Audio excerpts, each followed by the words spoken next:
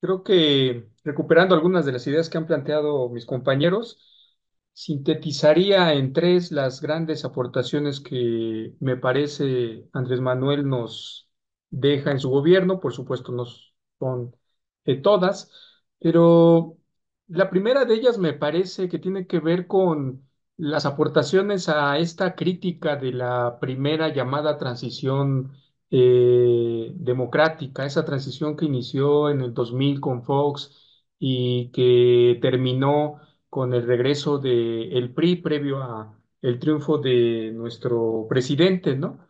A mí me parece que la llegada de López Obrador y sobre todo el movimiento que él inició, en realidad nos permitiría hablar de una verdadera transición democrática. Hay quienes plantean que esa primer llamada transición democrática o esa transición fallida, en realidad fue una transición pactada y fue una transición que en realidad benefició a los de arriba. Durante esos 30 años de neoliberalismo, pues la calidad de vida de las personas se vino abajo, los salarios los mantuvieron a raya, había aumentos de 3, 4 pesos que eran en realidad ridículos y ofensivos, en fin. Entonces yo creo que un primer legado de López Obrador es que con él me parece que efectivamente inicia una verdadera transición democrática en donde esa transición ocurra de abajo hacia arriba, ¿no? Yo creo que hay que tener en cuenta esa primera parte. Yo creo que una segunda aportación que nos deja Andrés Manuel es esto que yo llamo la construcción de narrativas, ¿no? Va a ser bien difícil que en adelante el siguiente presidente, la siguiente presidenta, sea de Moreno o de cualquier otro partido, por ejemplo, no pueda sostener la idea de ideas como la austeridad republicana, ¿no? O la idea de que primero los pobres, o este imaginario que teníamos todos muy construidos desde las épocas priistas y que con el panismo no cambió, de que todo presidente que salía automáticamente se volvía rico, ¿no? Va a ser muy difícil que los presidentes que vengan en adelante regresen a esas prácticas del antiguo régimen. Entonces, a mí me parece que López Obrador construye una narrativa que marca el camino para los siguientes gobernantes. Y por último, recupero una aportación más que tiene que ver con lo que decía hace un momento el profesor Molina. A mí me parece que el ejercicio de la mañanera es un ejercicio que, como dice el profesor, pues ha mantenido a raya ciertos discursos, pero también me parece que ha sido un ejercicio que ha permitido un diálogo abierto con el presidente de la República. Bueno, quien recuerde las conferencias que daban antiguamente los presidentes, pues sabrán que eran conferencias muy pequeñas, la gente muy acotada, los periodistas chayoteros, pues evidentemente siempre estaban ahí. Entonces yo resumiría en estas tres ideas lo que yo llamo la aportación de AMLO, ¿no? Su apoyo o su legado en torno a la transición democrática desde abajo, esta construcción de narrativas desde la izquierda y la mañanera. Yo quiero regresar a esta idea de las narrativas. A mí me parece que es muy importante el trabajo pedagógico que cotidianamente el presidente desarrolla en sus mañaneras y pongo tres, cuatro ejemplos, ¿no?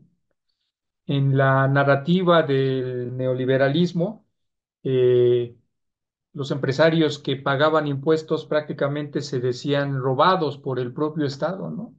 El presidente ha puesto sobre la mesa la idea de que no podemos tener una sociedad más igualitaria si quienes generan la riqueza no contribuyen también para su redistribución. Todo el pleito que se aventó con el dueño de TV Azteca es apenas la punta del iceberg. Él es el más escandaloso, pero detrás de él seguramente hay otros empresarios que no están de ninguna manera contentos con que se les cobre impuestos. Y a mí me parece que en adelante el presidente que siga y los presidentes que sigan no tan fácilmente van a poder condonar impuestos, ¿no? Otra narrativa, esa que nos vendieron durante 20 años de que el salario mínimo no se incrementaría o no podía incrementarse si antes no se incrementaba la competitividad, lo que quiera que se llame eso. Bueno, pues Andrés Manuel nos demostró que es posible aumentar los impuestos y controlar la inflación.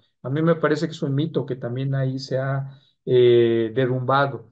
Otra narrativa que me parece ha logrado imponerse, la idea de por qué debe haber un funcionario que gane más que el presidente cuando la presidencia es la principal responsabilidad que un político puede tener frente al país. Hoy mismo, cuando uno revisa los salarios escandalosos de los jueces, se encuentra que cientos de ellos, cientos de estos jueces, pues ganan más que el presidente y a mí me parece que esa es también una aportación. Y finalmente la última narrativa que tiene que ver mucho con lo que comentaba Eric, ¿no?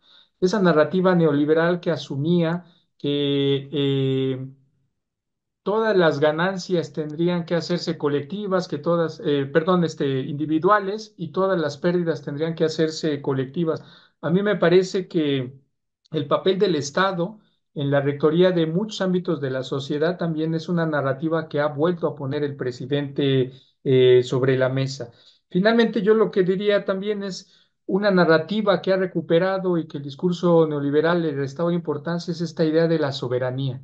Cuando Andrés Manuel dice tenemos que rescatar Pemex porque de ello depende en buena medida nuestra soberanía, en realidad lo que está diciendo es tenemos que rescatar esos elementos que le dan capacidad al Estado para decidir autónomamente frente a los poderes dentro del país, pero también frente a los poderes que están fuera de este país. Entonces yo creo que hay que rescatar esas aportaciones porque muchas de ellas tendrán que seguir siendo el hilo conductor de lo que viene en este segundo piso, en este segundo momento de la cuarta transformación.